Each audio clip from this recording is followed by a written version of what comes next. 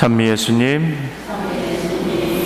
부활 대축일이 지나고 이제 부활 2주일을 맞이했습니다. 하느님 자비주일이라고도 하고요. 또 새로운 한 주간을 이렇게 주님 안에서 시작한다라는 것, 특별히 요즘같이 코로나가 점점 또 이렇게 안 좋아지고 있는 상황에서 큰 은총이고 축복 중에 하나인 것 같습니다. 특별히 이 코로나가 우리나라뿐만 아니라 전 세계적으로 잘 종식이 될 수 있도록 또 기도도 하고 노력할 수 있는 우리들이 되면 더욱 좋겠죠. 이렇게 지하철을 타거나 버스를 타면 이제는 의례껏 모든 사람들이 거의 대부분이 핸드폰, 스마트폰을 보고 계십니다.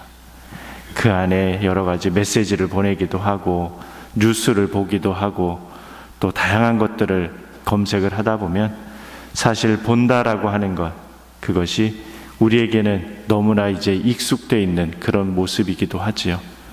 그러다 보니 보이지 않은 것, 내가 듣지 않은 것, 그것에 대해서는 사실이 아니다라고 믿는 것, 그것도 참 중요하긴 하지만 어느 때는 내가 보고 들은 것이 정말인 것처럼 착각할 때도 있습니다.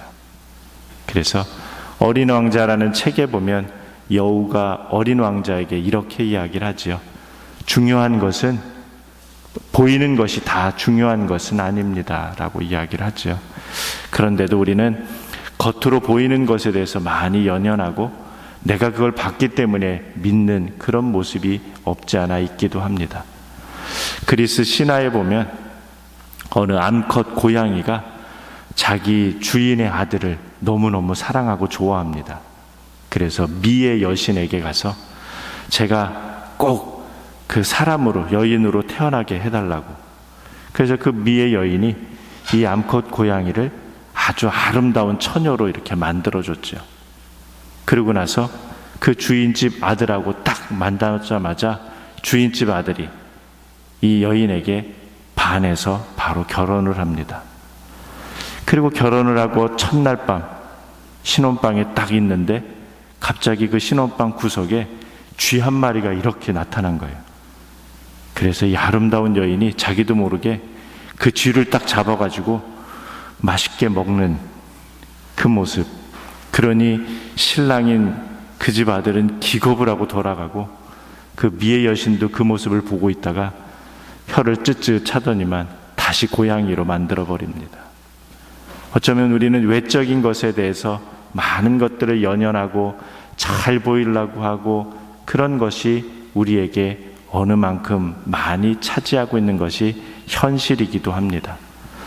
오늘 우리가 들은 복음 말씀, 예전에는 토마스의 불신앙이라는 제목으로 많이 우리가 듣고 읽었던 복음 말씀입니다.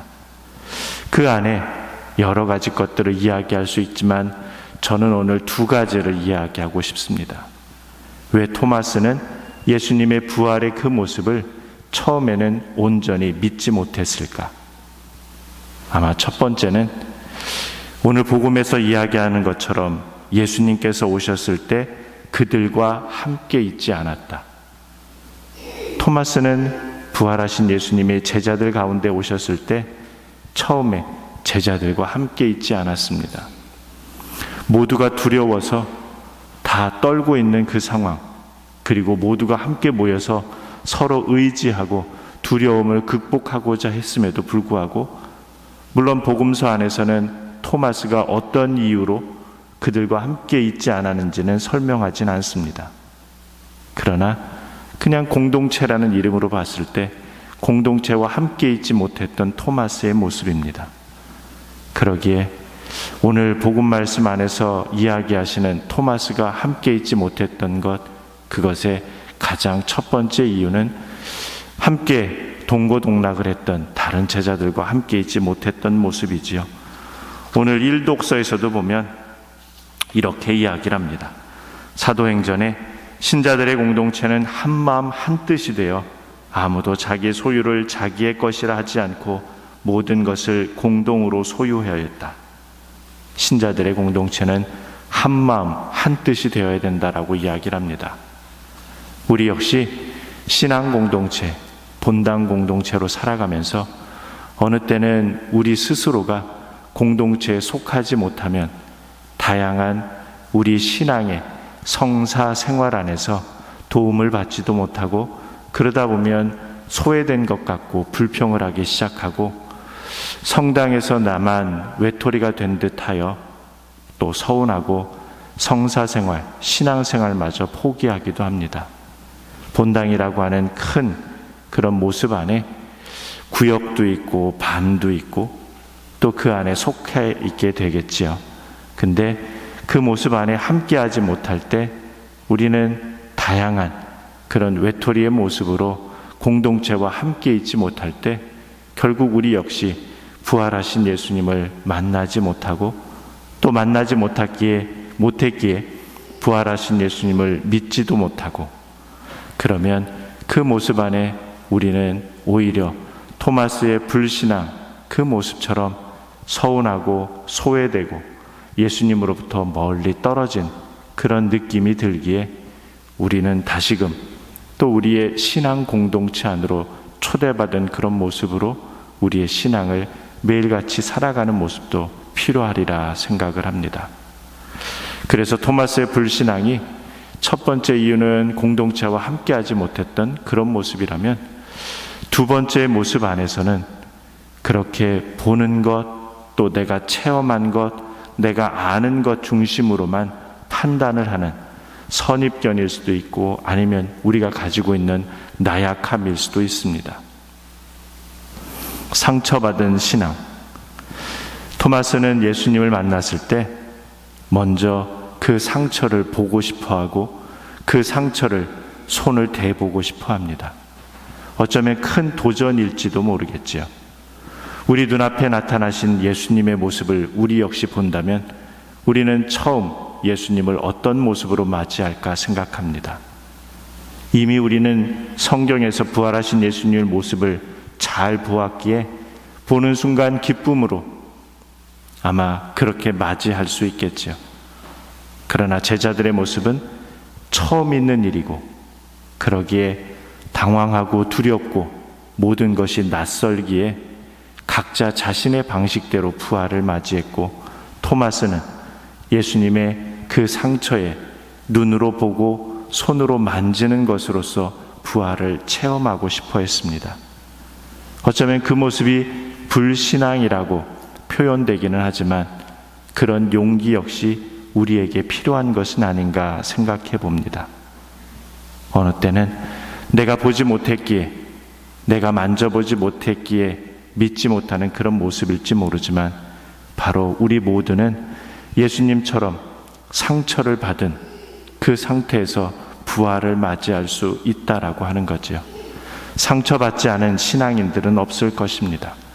매일의 삶 안에서 기쁘고 행복하고 주님의 은총과 자비 안에서만 살고 싶은 모습이 우리의 모습이고 바람입니다.